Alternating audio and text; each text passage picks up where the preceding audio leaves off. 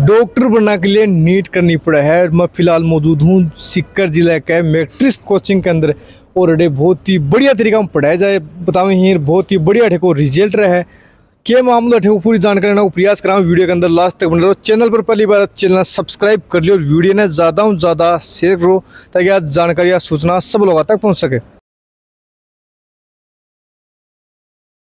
तो हम मैट्रिक्स के मेट लैब के अंदर जा रहे हैं। हाँ क्या नाम है? कविता। गाँव रतन सर बगड़।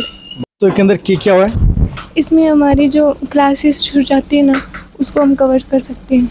मतलब जो जिस दिन हम एब्सेंट रहते हैं तो उसकी क्लास को हम कवर कर सकते हैं। इस दिन हम एक छुट्टी मतलब कोई बच्चा बीमार हो जाए या फिर उसकी किसी कारण वजह से छुट्टी हो जाए तो इसमें हम कवर कर सकते हैं अपनी क्लास। कितनी देर टाइम देखो थे? टाइम कितनी देर तक है इसको क्लास में लैब में? मतलब यहाँ पे 6:30 बजे से लग जाती है क्लासेस और रात को 8:30 बजे तक। क्या नाम है? मोनिका। गाँव? मैं जिला तो मेरा झुंझुनू, गांव मेरा बगड़ है। थोड़े पढ़ाई में समझ में आओगे?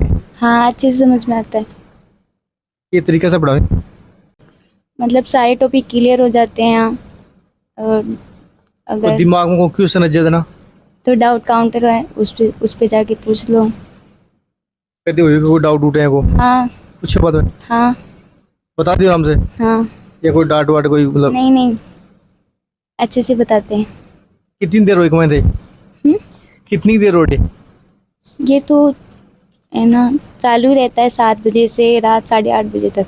मैट्रिक्स में तक कहीं पूछे थे? यहाँ का वातावरण देख के यहाँ का सब कुछ अच्छा ही लगा घर वालों को। और इन्वायरमेंट भी अच्छा है यहाँ, पढ़ाई भी अच्छी होती है। यहाँ पर आप कैसे पहुँचे? यहाँ मेरा भाई पढ़ा हुआ है, उसका नीट में सिलेक्शन हो गया तब उसने बताया कि यहाँ अच्छी पढ़ाई होती है, फिर हम यहाँ आए। अब आप पढ़ के क्या बनने वाले हो? हम डॉक्टर बनने वाले हैं। बन जाओगा? हाँ, क्यों नहीं बनेंगे। मतलब लाग रह गया। हाँ तैयारी साहब की सारी है? हाँ। क्या नाम है? शैलेंद्र। कहाँ से आप? खेतड़ी से। खेतरी से। क्या तैयारी कर रहे हो? नीट की। यहाँ तक मतलब मैट्रिक्स तक आप कैसे पहुँचे? पहले दोस्त का सिलेक्शन हुआ, उस दोस्त ने ज्ञान दिया कि आपको मतलब ऐसे यहाँ पे सर? अभी क्या लग रहा है आपको? तैयारी कैसी चल रही है आपकी? बढ़िया चल रही थी। जैसा सोचा था वैसा चल रही है? एग्जाम कब आपकी? 3 मई को। पूरा मतलब प्लानिंग करके चल रही हो? हो जाएगा सिलेक्शन? सिलेक्शन का तो सर पेपर आएगा तब पता चलेगा, उस हिसाब से हो जाएगा। क्या नाम आपका? खुशी। कितने दिनों से तैयारी कर रहे हो यहाँ पर? 12th के बाद हूँ फ्रेशर। कितने दिन हो गए? साल भर हो गया, इस बार पेपर दूंगी। इस लैपटॉप में क्या क्या आता है? इसके अंदर आप मतलब जो क्लासेस अटेंड नहीं कर पाए क्लासरूम में वो इसमें देख सकते हैं और हर सब्जेक्ट का है मतलब चारों। अच्छा, पहले क्लास लगती है? हाँ उसके बाद में आप यहाँ पे आते हो? हाँ। कितनी देर लगती है क्लास? क्लासेस लगती हैं 2 से 8:30, सुबह 6:30 से 1 बजे तक। तो मतलब क्लास में समझ जाता तो ठीक है। हाँ नहीं दोबारा आप यहाँ पे ट्राई करते हो? हाँ बिल्कुल देख सकते हैं यहाँ पर। किस प्रकार चलता है ये? इसके अंदर जैसे बॉटनी का सेक्शन है तो इसमें आप मतलब टॉपिक्स हैं, क्लास अटेंड नहीं कर पाए तो इसमें देख सकते हैं। और ये जूलॉजी का है और ऐसे फिजिक्स और फिर केमिस्ट्री। ऐसे कैसे मतलब जैसे मेरे को कल का देखना है, कल का देखना तो का देखना है मतलब जैसे आपको टॉपिक देखने होंगे इसमें, आपको कौन सा टॉपिक नहीं आता वो देख सकते हो। अच्छा टॉपिक वाइज चलेंगे इसमें? हाँ, जैसे इसमें सारे टॉपिक, जैसे मोर की क्लास लेनी है तो इसमें क्लासरूम लेक्चर होंगे, डीपीपीज होंगे, शीट वगैरह होंगे। जैसे फिजिक्स का लेक्चर है। हाँ, इसमें हेडफोन से सुन सकते हैं और इसमें क्लास चलती है, एक दूसरे डिस्टर्ब नहीं होंगे। जैसा ठीक है। जैसे वो दूसरा देखना तो? दूसरा देखना हो तो आप सेम इसके अंदर चला लो। इसमें टॉपिक है जो आपको देखना वो देख सकते हो। सर परिचय करिए अपना। नमस्कार सर मेरा नाम हरी सिंह भरावन है, मैं काउंसलर हूँ मैट्रिक्स कोचिंग में। तो बताइए थोड़ा जानकारी दीजिए मैट्रिक्स कोचिंग के बारे में। सर मैट्रिक्स कोचिंग आपको पता है कि सीकर में है। पहली बात तो है कि मैट्रिक्स का सिर्फ हमारी सीकर में ही ब्रांच है, इसके अलावा अभी तक हमारी कोई ब्रांच नहीं है। प्लान कर रहे हैं, आने वाले टाइम में हो सकता है हम प्लान करें। बाकी देखो, अगर अपन एडमिशन की बात करें मैट्रिक्स में तो एडमिशन हमारा स्टार्ट है हर मंडे को नया बैच स्टार्ट होता है हमारा। हमारे यहाँ पे 2 तरीके के बैच चलते हैं, एक तो बैच रहता है मॉर्निंग का, एक बैच रहता है इवनिंग का। मॉर्निंग वाले बैच का हमारा टाइम रहता है सुबह 6:30 बजे से लेकर 1 बजे तक का, और इवनिंग वाले बैच का टाइम रहता है हमारा 2 से लेकर शाम के 8:30 तक का। फिर जैसे क्लास एंड होती है उसके बाद बच्चों को लगता है डाउट काउंटर। जो बच्चा मॉर्निंग बैच में आता है उसका डाउट रहता है शाम को 5 से 7। जो बच्चा इवनिंग वाले बैच में आता है उसका रहता है अगले दिन 12 बजे से लेकर 2 बजे तक। जो टीचर इनको पढ़ाते हैं क्लास में वही टीचर यहाँ डाउट काउंटर में बैठते हैं। कौन सी क्लास पास करने के बाद में यहाँ पे आते हैं मतलब? सर वैसे तो नीट में एलिजिबिलिटी क्राइटेरिया अपन देखें तो इसमें 12th पास होना ज़रूरी है। बच्चे के पास 11th और 12th में फिजिक्स केमिस्ट्री बायो होना ज़रूरी है। तो अगर बच्चा जितने जल्दी कोचिंग करे उतना ही बच्चे को फ़ायदा है। अगर बच्चा 11th में आता है तो बच्चे को उसका बेनिफिट मिलता है। बाकी देखो प्री फाउंडेशन कोर्स भी होते हैं नीट के लिए, बच्चा 9th क्लास से ही नीट की तैयारी स्टार्ट कर देता है। स्कॉलरशिप भी मिलती है क्या यहाँ पे? बिल्कुल सर, इसको स्कॉलरशिप भी मिलती है यहाँ पे। स्कॉलरशिप के लिए देखो हमारा पहला तो क्राइटेरिया होता है कि भाई हम MOF नाम से ओलंपियाड एग्ज़ाम होता है, वो हम हर डिस्ट्रिक्ट में जाके ऑल इंडिया में कंडक्ट कराते हैं। उसके बिहाफ पे ही बच्चे को छूट मिलती है फीस में। दूसरा, जब भी बच्चा ऑफलाइन सेंटर में यहाँ पे विजिट करता है तो MCET नाम से एक एग्ज़ाम होती है, उस एग्ज़ाम के थ्रू भी बच्चे को स्कॉलरशिप दी जाती है। उसका सिलेबस अलग अलग रहता है। जो बच्चा 11th क्लास में आता है उसका सिलेबस रहेगा 10th की साइंस के क्वेश्चन आएंगे। जो बच्चा 11th-12th पास करके आता है उसमें 11th-12th के क्वेश्चन आते हैं फिजिक्स केमिस्ट्री और बायो के। मैट्रिक कोचिंग में कोई क्यों है, मतलब कोई वजह बताइए। सर अगर अपन बात करें तो कोचिंग तो बहुत सारी है, बाकी सब चाहते हैं कि भाई हमारे ज़्यादा से ज़्यादा बच्चों को सिलेक्शन हो, तो सब कोचिंग अपने हिसाब से मेहनत करती है। लेकिन अगर मैट्रिक्स की बात करें तो यहाँ सबसे अच्छा चीज़ है कि पर्सनल गाइडेंस। जो टीचर बच्चे को क्लास में पढ़ाते हैं वही टीचरों का पर्सनल गाइडेंस बच्चे को पूरे साल मिलता है। बाकी मुझे लगता है नहीं कि अदर कोचिंगों में ऐसा होता होगा।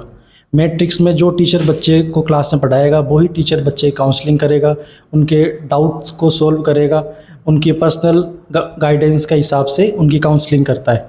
लास्ट ईयर रिजल्ट क्या रहा? लास्ट ईयर रिजल्ट की अगर सर बात करें तो 4100 बच्चों ने हमारा नीट एग्ज़ाम दिया था। उसमें से 559 बच्चों का सिलेक्शन हुआ है गवर्नमेंट MBBS कॉलेजों में। और अगर इसमें एम्स की अपन बात करें तो 71 बच्चों को एम्स कॉलेज मिला है।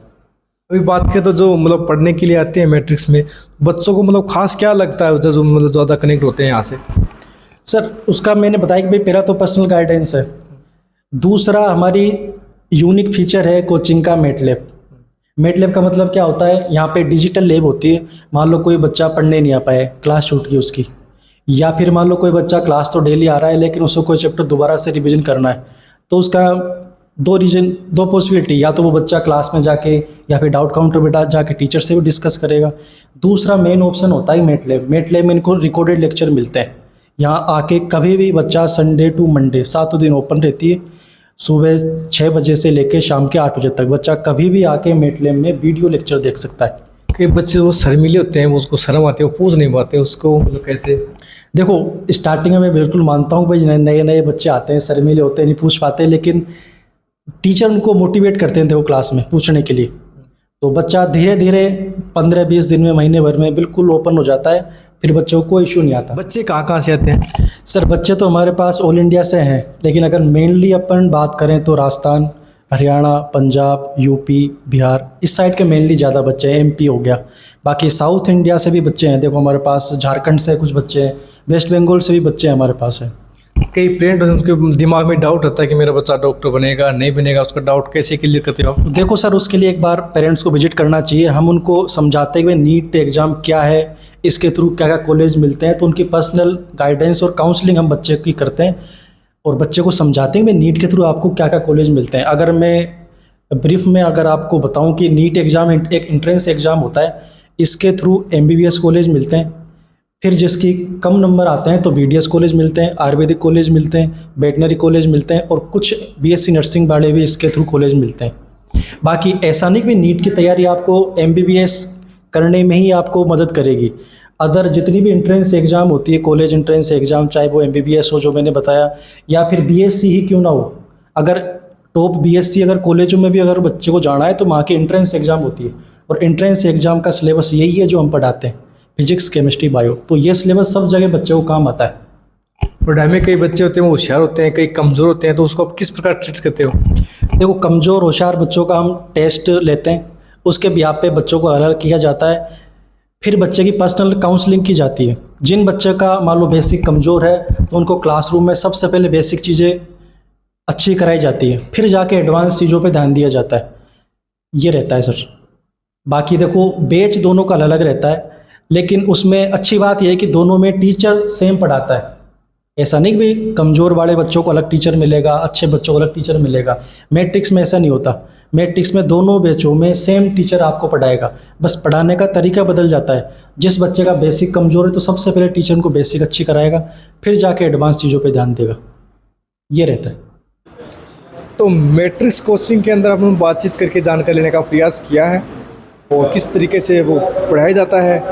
वीडियो देखने के बाद में आपको क्या समझ में आ रहा है, अपनी राय कमेंट बॉक्स में कमेंट करके बताइए। चैनल के साथ आपका प्यार, आपका सपोर्ट में रखने के लिए आपका बहुत बहुत धन्यवाद।